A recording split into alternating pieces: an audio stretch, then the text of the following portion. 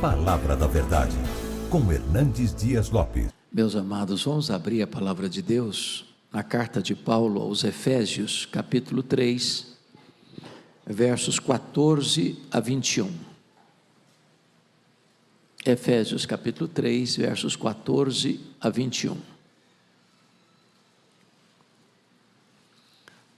O apóstolo Paulo diz assim: por esta causa me ponho de joelhos diante do Pai, de quem toma o nome toda a família, tanto no céu como sobre a terra, para que, segundo a riqueza da sua glória, vos conceda que sejais fortalecidos com poder, mediante o seu Espírito, no homem interior. E assim habite Cristo no vosso coração pela fé, estando vós arraigados e alicerçados em amor, a fim de poderdes compreender com todos os santos qual é a largura e o comprimento e a altura e a profundidade, e conhecer o amor de Cristo, que excede todo entendimento, para que sejais tomados de toda a plenitude de Deus.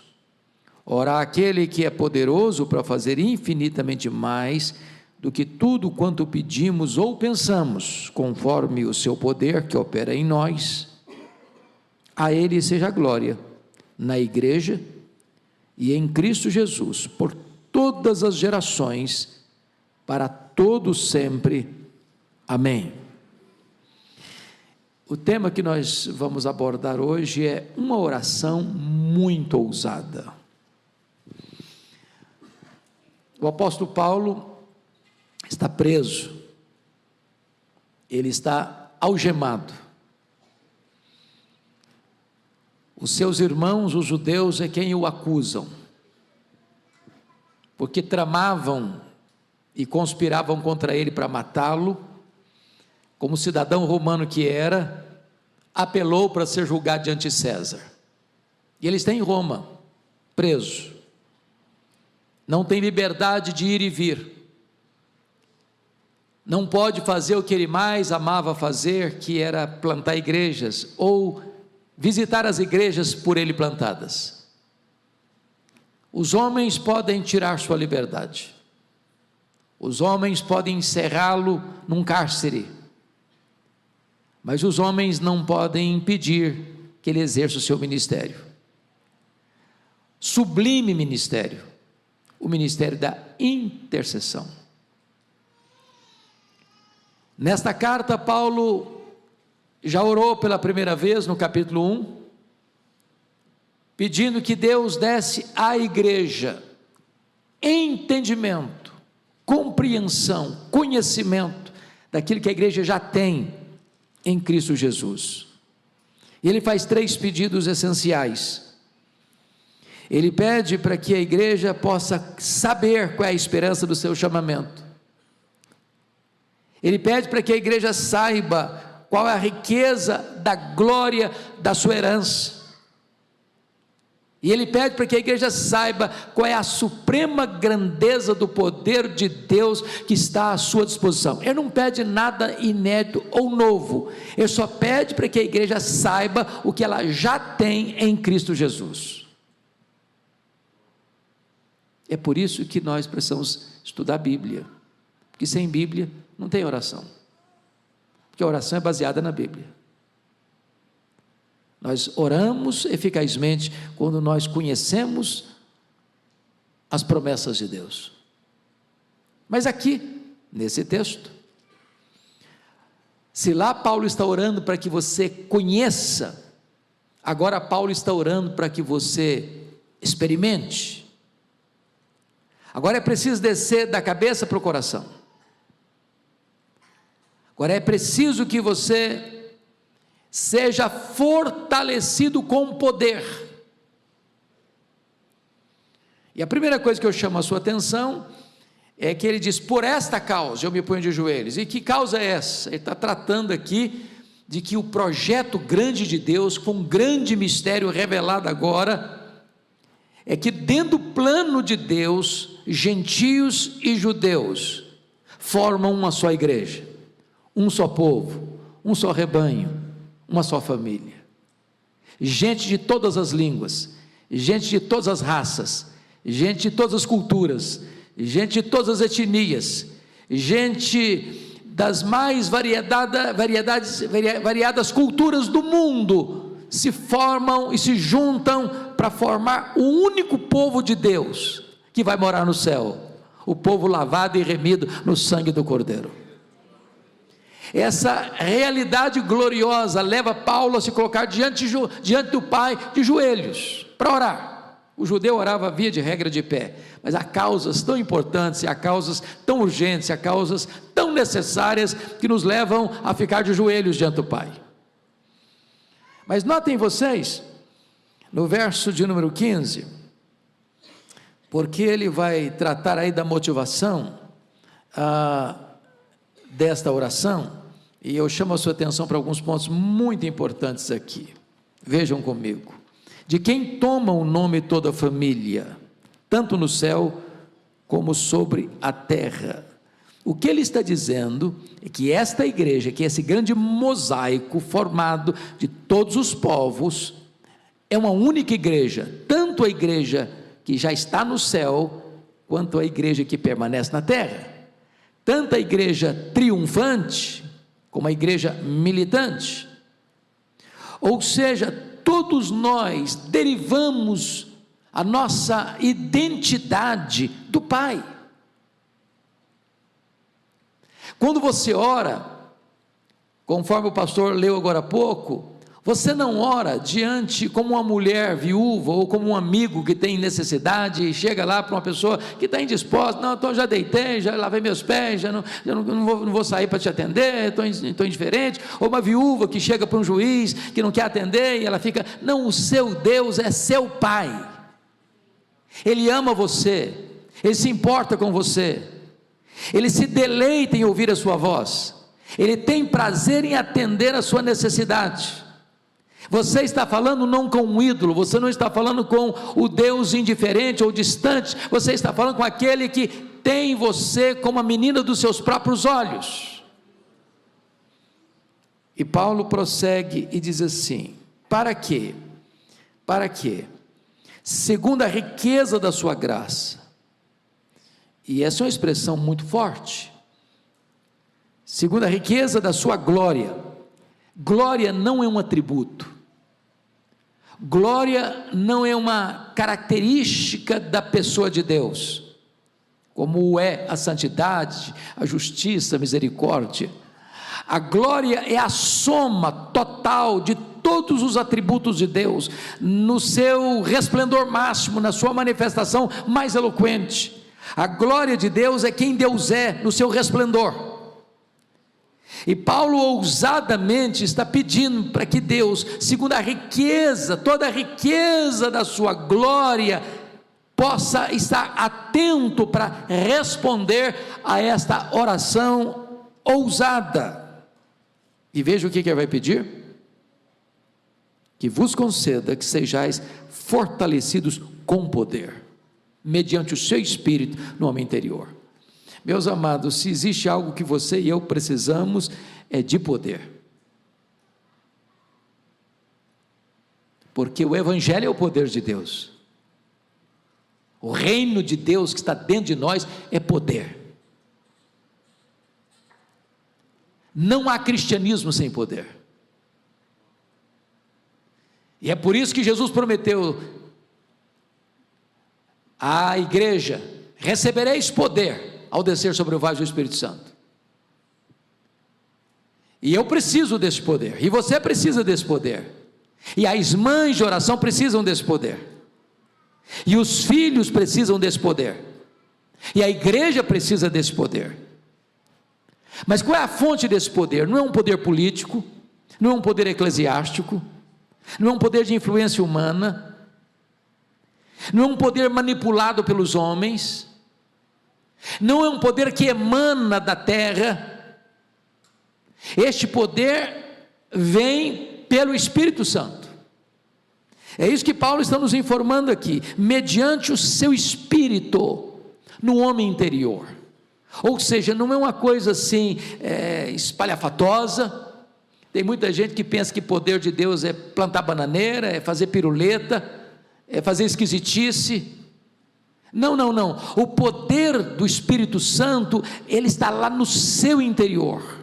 É uma mudança íntima, é uma mudança de caráter, é uma mudança de comportamento, é uma mudança de palavras, é uma mudança de ações, é uma mudança de reações, é uma mudança de gestos, é uma mudança de motivação, é uma mudança que opera dentro do seu ser e que pode ser notada e percebida e visto por todos, em todo lugar. Louvado seja Deus. Mas, amados irmãos, como é que você pode mensurar esse poder? Como é que você pode diagnosticar esse poder? Como é que você pode saber que você está cheio desse poder? O apóstolo Paulo explica: e assim habite Cristo no vosso coração pela fé. Ou seja, uma pessoa cheia do Espírito Santo, ou cheia do poder, é uma pessoa que vive uma vida cristocêntrica. O papel do Espírito Santo,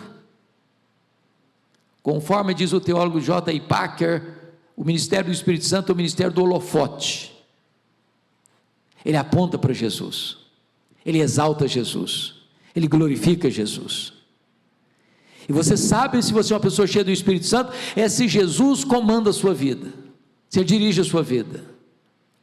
E Paulo usa aqui uma figura: e assim habite Cristo no vosso coração. Havia duas palavras no grego para habitar, a palavra katoikel e a palavra paroikel.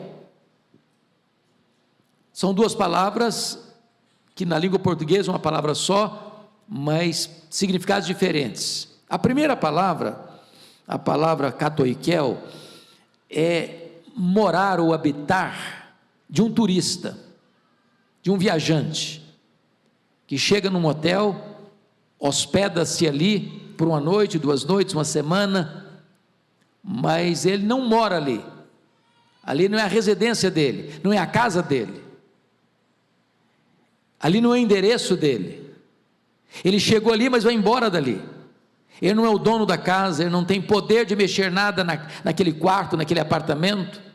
Ele está usufruindo e pagando por isso por um tempo. É o residente de passagem.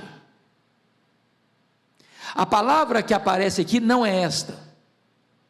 A palavra que aparece aqui é a palavra paroikel, e paroikel é a palavra habitar, do habitante permanente. Quando você mora na casa, quando você é o dono da casa, quando você tem todas as chaves da casa, quando você volta para essa casa e habita nessa casa, porque é a sua casa. A ideia aqui, meus amados irmãos, é que quando você está cheio do Espírito Santo, Jesus é o dono da sua vida. A casa é você, é o seu corpo, a habitação de Deus. E pela fé, Jesus precisa ser o habitante permanente no seu coração. Isso significa que você entrega para Ele todas as chaves da casa, que você não tem cômodos nessa casa, trancados a 7 chaves, guardando aí alguma coisa que não seja digna de ser vista por Ele, permitida por Ele, que não tem áreas da sua vida que estejam fora do controle do senhorio de Jesus Cristo. É isso que é ser cheio do Espírito Santo, é quando você entrega todas as chaves do seu coração e da sua vida. É o Senhor que manda agora, é o Senhor que controla agora, é o Senhor que determina as regras agora. Eu estarei debaixo do senhorio e da submissão à tua autoridade, Senhor Jesus. Mas essa palavra tinha um outro contexto. Essa palavra na língua original significa não apenas que você é o morador permanente, mas quem mora tem prazer em morar nesta casa. Você conhece família que as pessoas têm um aperto no coração na hora de voltar para casa? Os biógrafos de Abraham Lincoln diziam que a maior tragédia na vida dele não foi seu assassinato, mas foi seu casamento. A dona Mary Todd Lincoln criava muita confusão com ele, jogava café quente na cara dele, brigava com ele perto das visitas que chegavam, e ele tinha um hábito de gostar de reuniões até as altas horas da madrugada. Não que ele amasse reuniões, o que ele não gostava é de voltar para casa. A pergunta que eu faço a você nesta noite é esta: a sua vida é um ambiente onde Jesus possa ter prazer de morar?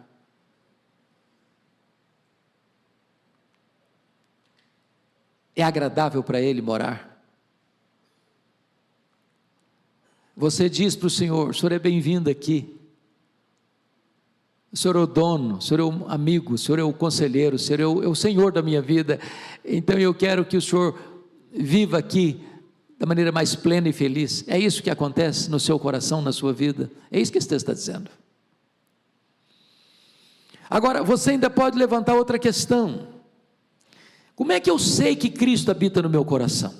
Primeiro, que se eu estou cheio do Espírito Santo, significa que eu tenho uma vida cristocêntrica.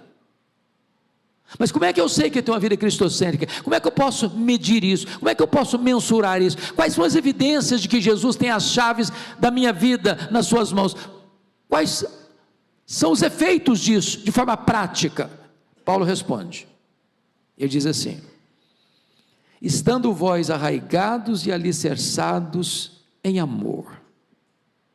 Ele usa duas metáforas, da botânica e da engenharia civil.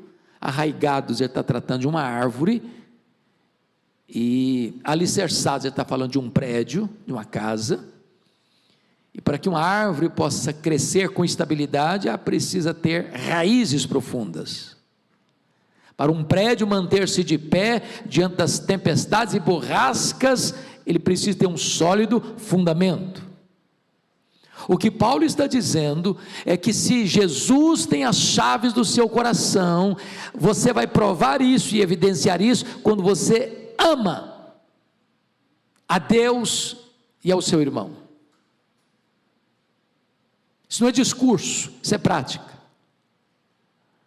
Até porque o amor, diz a Bíblia, que é a síntese da lei. Se você pega as duas tábuas da lei, a primeira tábua na relação com Deus, a segunda tábua na relação com o próximo, Jesus resume tudo isso no grande mandamento: amarás, pois, o Senhor teu Deus de todo o teu coração, de toda a tua alma, de toda a tua força, de todo o teu entendimento, e amarás o teu próximo como a ti mesmo. Nisso resume-se a lei. Ainda mais, o Senhor Jesus Cristo deixou claro que você prova que você é um discípulo dele, não é o quanto de conhecimento você tem na sua mente, não é o quanto de doutrina, por mais bonita e bíblica e sólida que seja, você prova que você é um discípulo dele, quando você ama o seu irmão, como ele, Jesus, amou você. Nisso conhecerão todos que sois meus discípulos, se tiverdes amor uns pelos outros. Como é que você pode saber que Jesus está mandando na sua vida? É se você ama, porque Deus é amor, e aquele que diz que ama a Deus e não ama o seu irmão, está mentindo. Como é que você pode amar a Deus a quem você não vê, se você não ama o seu irmão a quem você vê? Aplicando isso, irmãos, para o ministério de oração das mães, tem horas que os filhos precisam enxergar, não apenas um bom discurso, uma boa hora oportuna para uma boa exortação, mas enxergar um derramamento de amor na direção deles. Porque o amor é irresistível. Quando você ama, você intercede. Não há intercessão sem amor. É por isso que Jesus diz o seguinte, que se você nutrir mágoa no seu coração, está lá em Marcos 11, 25, se você tiver mágoa no seu coração, ranço no seu coração, amargura no seu coração, suas orações são interrompidas, não adianta você orar. Então ame seus filhos, automaticamente você vai orar por eles. Sabe por quê? Porque o poder do Espírito Santo está aí, porque Jesus está comandando aí, e a evidência da plenitude do Espírito Santo, e a evidência da vida cristocêntrica é a prática do amor. Mas prosseguindo, ele passa agora do amor que devemos ter uns pelos outros, fazendo uma transição do amor que Jesus tem por nós, no versículo de número 18, a fim de poderdes compreender com todos os santos, e aqui Paulo anula o isolacionismo. Aqui Paulo diz que é impossível você ser um crente sem pertencimento. Aqui Paulo está derrubando essa tese, que você pode ser crente na sua casa, viver apenas recebendo mensagens, ainda que boas, da internet. Não, eu não preciso de igreja, eu não preciso frequentar a igreja, não preciso ser membro de igreja, eu não preciso de comunhão com ninguém, eu me basto a mim mesmo. Não, você só vai compreender o amor de Cristo quando você está junto com a família de Deus, reunido com o povo de Deus, participando do rebanho de Deus. E ele diz mais: a fim de poderes compreender com todos os santos qual é a largura e o comprimento e a altura e a profundidade. E ele está falando aqui das dimensões deste amor. Quais são essas dimensões? A largura, que abrange todos os povos, todas as raças, todas as línguas, todas as nações, todas as etnias. Segundo, qual é o comprimento? Desde o início da história até o último segundo, quando a trombeta de Deus há de soar, e o Filho do Homem vai aparecer em majestade e glória. Qual é a altura? É para onde este evangelho nos leva, para as alturas excelsas da comunhão com Deus e depois da glória celestial. Qual é a profundidade? É que esse amor alcança o pecador mais arruinado pelas mazelas do pecado, aquele que já foi enjeitado pela família, pela sociedade, pela justiça, por todos. Ali ainda o amor de Deus está presente. Louvado seja o Senhor. Nós precisamos conhecer esse amor de Deus, que este amor é abundante, que este amor é imerecido e este amor é provado. Mas notem ainda, irmãos, a declaração que vai fazer, depois que trata das 4 dimensões, ele vai usar a expressão no verso 19 assim: e conhecer o amor de Cristo, que excede todo o entendimento. Para pensar só um pouquinho. Diz a Bíblia que ele, sendo Deus, não julgou como usurpação o ser igual a Deus. Antes a si mesmo se esvaziou. Ele não foi esvaziado, ele se esvaziou, assumindo a forma de servo, humilhando-se até a morte, e morte de cruz. Você já imaginou o que é o Rei da Glória se fazer servo? Você já imaginou aquele que é Deus vestir pele humana? Você já imaginou aquele que sempre e eternamente foi bendito pelo Pai, adorado pelos anjos, agora vir ao mundo para ser cuspido pelos homens? Você já imaginou aquele que é santo, santo, santo, se fazer pecado por amor a você e morrer pelos seus pecados?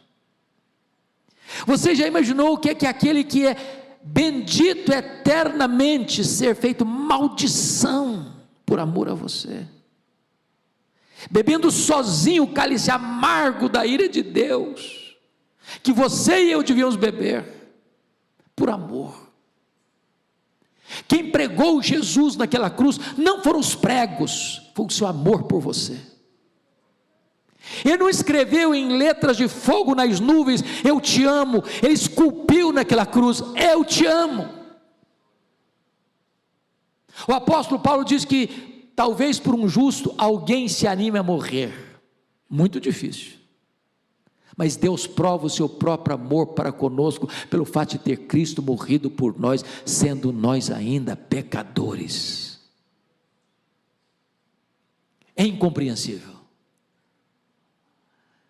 Então, por favor, jamais deixe que o seu coração seja tomado de complexo de inferioridade, de autoestima achatada, porque se Jesus te ama, e Ele ama com amor eterno, com amor sacrificial, com amor santificador, então você não tem razão nenhuma para ter qualquer sentimento de inferioridade no seu coração. Mas aqui chegamos, para mim, ao pedido mais ousado que alguém poderia fazer numa oração. E Paulo ora assim: para que sejais tomados de toda a plenitude de Deus. Oh, meus irmãos, isso aqui está para além da nossa imaginação. Então me permita fazer algumas perguntas para responder essa questão aqui. Quem é Deus? Quando você vai estudar um pouquinho as Escrituras ou teologia, você vai notar que nós temos atributos de Deus que são incomunicáveis e temos atributos de Deus que são comunicáveis. O que é isso? Os chamados atributos incomunicáveis de Deus são aqueles que só Deus os tem. Anjos e homens não os possuem. São atributos exclusivos de Deus, que não são compartilhados com as suas criaturas. Quais são esses atributos? Deus é autoexistente, Deus é infinito, Deus é imenso, Deus é eterno, Deus é imutável, Deus é onipotente, Deus é onipresente, Deus é onisciente, Deus é transcendente. Deus é maior do que tudo quanto Ele criou. Outra pergunta: mas qual é o tamanho daquilo que Ele criou? Ninguém sabe, precisamente ninguém sabe. O que se sabe é que o universo tem mais de 93 bilhões de anos-luz de diâmetro. Isso significa que se você voasse a velocidade da luz, 300 mil quilômetros por segundo, você demoraria mais de 93 bilhões de anos para ir de uma extremidade à outra do universo. E o seu Deus é transcendente. Sabe o que significa isso? Ele é maior que tudo isso. Agora, Paulo está orando para que você e eu, frágeis vasos de barro, sejamos tomados não de Deus, não da plenitude de Deus, mas sejamos tomados de toda a plenitude de Deus. Tem horas que eu fico imaginando, pastor Ival, que o nosso problema, um dos nossos problemas, é que nós às vezes achamos que tudo que Deus tem para nós é aquilo que nós conhecemos e experimentamos. Como o nosso padrão é pequenininho demais, nós não temos expectativa. Deus tem mais. Deus tem muito mais. Deus tem infinitamente mais para você e para mim. Porque alguém poderia dizer: ô Paulo, você devia estar delirando ao fazer esse pedido. E talvez Paulo já percebeu que alguém faria esse questionamento. Você foi longe demais, Paulo. Você foi ousado demais. Que é isso? Pedir que a igreja seja tomada de toda a plenitude de Deus? Não, mas você ultrapassou as fronteiras. Aí ele escreve no versículo seguinte, assim, versículo 20: ora, àquele que é poderoso para fazer, não mais, não muito mais, mas infinitamente mais. Eu confesso que eu não sei o que é infinitamente mais em relação ao que eu tinha pedido anteriormente, ser tomado de toda a plenitude de Deus. Porque às vezes as pessoas usam esse versículo assim: olha, eu estou com uma dor de barriga, e ele falou: irmão, ora por mim. Deus é poderoso para fazer infinitamente mais, meu irmão, te curar essa dor de barriga, te dar saúde. Ok, para fazer isso, curar a unha encravada, ou um problema mais grave de saúde, ou um problema financeiro, ou um problema conjugal, ou um problema aqui ou ali. Não, Paulo está falando isso, ele é poderoso para fazer infinitamente mais, depois de ter feito o pedido mais ousado, registrado em toda a Bíblia. Então não ponha limites em Deus. Então tudo quanto Deus quer, tudo quanto Deus pode fazer em resposta às orações. Eu não sei qual é a causa que você trouxe aqui hoje, eu não sei qual é a causa que aflige a sua alma, eu não sei qual é a causa que você tem urgência em ver resposta, pois Deus é poderoso para fazer infinitamente mais, conforme o seu poder que opera em nós. Como é que Paulo termina essa oração? Não podia ser de outra maneira a não ser com a doxologia. A Ele seja a glória. Aonde?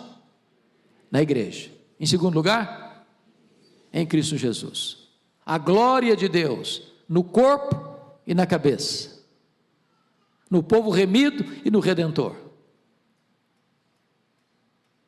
Quando que a glória de Deus deve ser dada pela igreja e Cristo? Por todas as orações durante a história, para todo sempre, eternidade. Não há nenhum espaço geográfico, não há nenhum tempo na história onde a glória de Deus não deva permear tudo. Tudo. Ele é o começo, Ele é o meio, Ele é o fim, porque dele, por meio dele e para ele são todas as coisas. A Ele pois glória pelos séculos dos séculos. Que Deus nos ajude, irmãos, a conhecer a palavra, e em conhecendo a palavra, Deus vai reavivar a nossa vida de oração. Conhecendo as promessas de Deus, nós teremos condições de orar com mais fervor e com mais eficácia. Que o Senhor nos abençoe. Amém.